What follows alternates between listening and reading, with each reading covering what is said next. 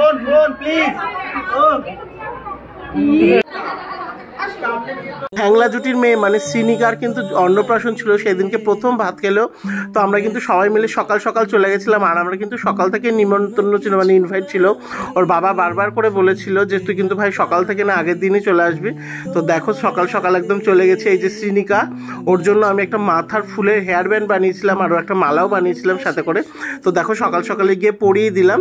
আর কেমন লাগছে পুচকে সোনাকে, পুচকে শ্রীনিকাকে তোমরা কিন্তু অবশ্যই কমেন্ট করে জানিও, খুব মিষ্টি লাগছিল।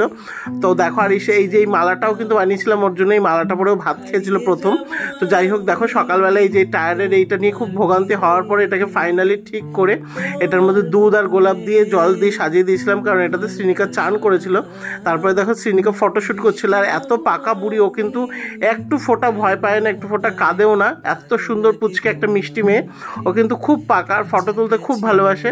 তো যাই হোক ফটো তোলার পরে দেখো ওর এখন চান করানো হচ্ছে, সবাই মিলে চান করালো ওকে। আমি কিন্তু প্রথম যে ভাতটা খাবে সেটা কিন্তু আমি সাজিয়ে দিচ্ছিলাম সুন্দর করে, শ্রীনিকা খাবে বলে কথা।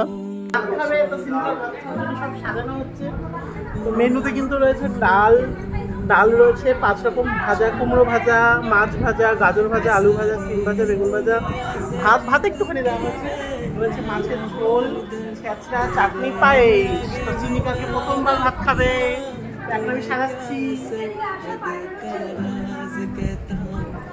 जब जब सांसें लेता हूँ तेरा ही नाम लेता हूँ ये तूने क्या किया।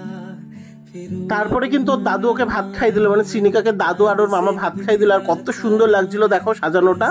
তারপরে কিন্তু আমরাও সবাই মিলে দুপুরবেলা খাওয়া দাওয়া করতে বসেছিলাম, আর আমরা কিন্তু সব বন্ধুরা এক জায়গায় খেতে বসে চুদুর বুদুর কিন্তু আমরা সবসময় একসাথেই খাই। এটা সন্ধ্যার ক্লিপ, আর এটা কিন্তু সন্ধ্যাবেলা একদম চলে এসেছি রেডি হয়ে। আর আমি একটু ফাঁকায় আগেই এসেছিলাম, কারণ কিছু জিনিস আমার কাছে ছিল, কোল্ড ড্রিঙ্কস, চকলেট, এগুলো কিন্তু পিতম্বর আমাকে দায়িত্ব দিয়েছিল নিয়ে যেতে।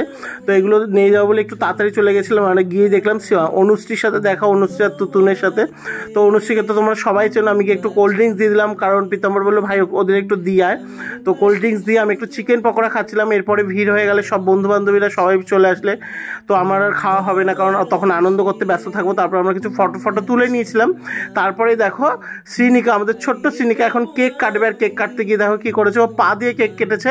আর সেটা দেখে সবাই খুব হাসাহাসি করছিলাম। আর দেখো পা দিয়ে কেক কেটে পুরো পায়ে মাখামাখি করেছে। ওর বাবা কিন্তু সেটাকে ফেলেনি, ওর বাবা কিন্তু একদম আনন্দ সহকারে দেখো কেকটাকে খেয়ে নিল।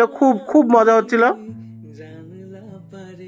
ভালো লাগে তোমাকে কাছাকাছি পেলে, ভালোবাসি তুমি কাছাকাছি এলে, অন্য তখন চোখের ধরন, অন্য রকম পায়ের চলন, सारी दुनिया से जीत के मैं हारा हूँ इधर, तेरे आगे ही मैं हारा किया तूने।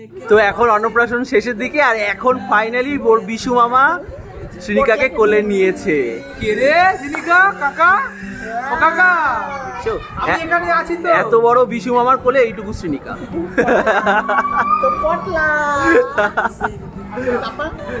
খাওয়া দাওয়া করতে কিন্তু প্রায় 12:30 বেজে গেছিল। তো এখানে ব্লগটা শেষ করলাম। ভালো লাগলে লাইক কমেন্ট শেয়ার করে দিও। টাটা।